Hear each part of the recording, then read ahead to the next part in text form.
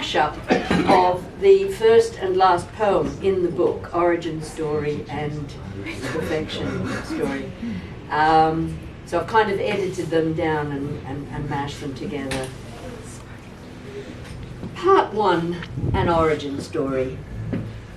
In the beginning, there was a whale, big, blue, and beautiful, perfectly big, beautifully blue, alone in an ocean of nothing, or so it seemed. And in the beginning, there was a universe, so infinitesimally tiny, illogically small, that no impossibly large whale could ever know or understand why or where it might be. And the universe floated alone in the ocean of nothing, or so it dreamed. The whale moved in perfect peace throughout the silent void, blissfully unaware of the presence of the infinitesimally tiny universe, perfectly at rest within its still, silent lack of being anything more than being infinitesimally small.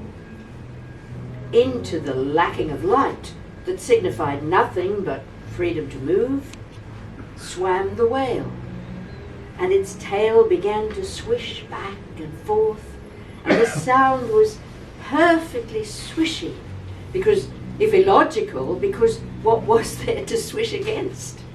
Nothing, but perfectly nothing. Yet the whale heard the sound, and something stirred inside its heart. Its great mind registered a feeling, a sensation that grew from a tiny tickle to a wave of recognition that its perfect body with its perfect tail had created something out of nothing but itself and the nothingness of the void. And the sound shimmied around its body and fluttered across its fins. It brushed past its nose as it turned and tumbled through the darkness till the tickle became a giggle, and the giggle grew into a guffaw, and the guffaw gurgled and gushed out of the whale's giant mouth in a rhythmical pattern that merged with the swishing, and slowly, elegantly, the whale created song. And its tail swished. The veil of nothing began to shift. And the whale sang, and its heart lifted, feeling resistance, a form of insistence that nothing was moving while everything changed. And somewhere, somehow, from the deepest depths of its infinitesimally tiny beingness, the universe felt a shiver, a shock of a shake, and it began to crack and to creak and to cleave in two, and the whale swam through, and the song shivered and shook each piece apart, till a river of universal smithereens smashed themselves into being as a glowing, unknowing, festive flowing, showing itself in the trail of a whale. So it was that the whale swam on and sang on, and in its wake were left the makings of galaxies with planets and stars, meteors and matter that is and isn't, as far as can be seen, there at all. On and on the whale sings and swims, swishing its tail, fluttering its fins, rejoicing in the sound of its voice, never looking backwards, because there is no back or forth, no south or north, no up nor down, no in or out, in the endless nothing that is and is not nothing. Part 2. Do not aspire to perfection. And if you ever believe you have achieved it, please understand that you have already lost your sense of perspective. An aspiration is something to be worked towards, a destination to be reached, an assignation with a greatly desired achievement, a goal, so to speak. Score! And then what? Do it again? Or aspire to something else? Perfection is not a station where you alight. It's a bridge to be crossed. Perfection is innately unattainable. It requires the ability to dance on the head of a pin. Perfection is, if it is anything at all, a transitory state. It is essentially unsustainable. We humans all have flaws, loose threads in our seams. That's how we grow.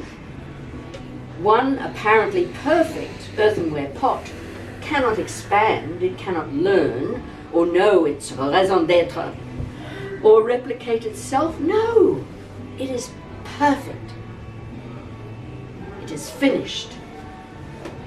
All it can do now is begin to decay. Part 3. Where to now?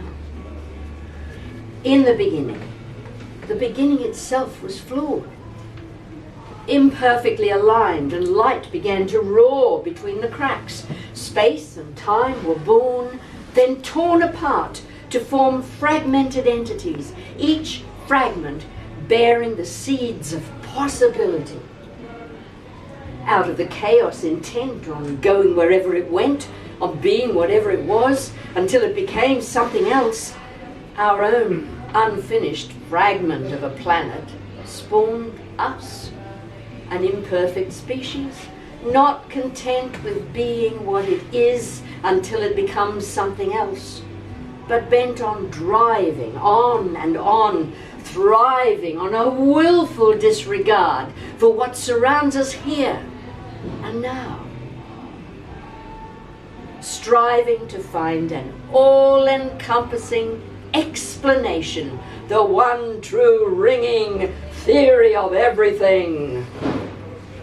We dream of realignment with that first impossibly flawed event, imagining that given time, we may control the space around us to create a perfect understanding of all that is or ever was. Some do believe they have found it, a perfect cause of all that they observe. It leads them blindly into the darkness, obscuring the imperfections that characterize their cause. In the beginning, the universe was dark, possibly, and then it was light, probably, and then, think about it. It cannot stay light forever, no matter how much it might suit you or me. It does not belong to you or to me. Paradoxically, the universe is perfect, perfectly transitioning between light and dark, expansion and contraction, motion and stillness.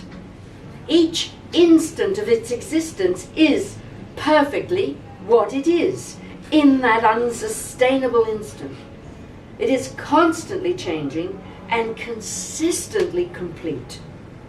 What it was and what it is and what it will be only retains significance for us inasmuch as we are part of it. And so we also are already perfect. There is no other perfection to aspire to. To be alive is to be constantly in motion. Actually, to be dead is not the end of motion. Our cells, our energy, our worth have simply moved on with the endless, as far as we are capable of understanding it, emotion of the universe itself. Do not aspire to perfection. You'll always be disappointed, whether you believe you have achieved it or not. Understand its transitory nature. Strive to get close enough to glimpse it, and do not stop there. Keep moving. Something beyond that vision of perfection is waiting to inspire you.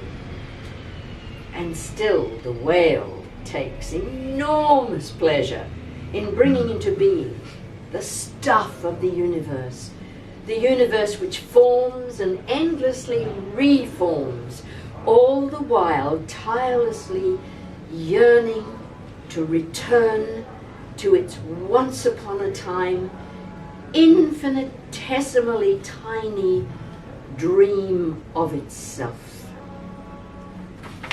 Yeah.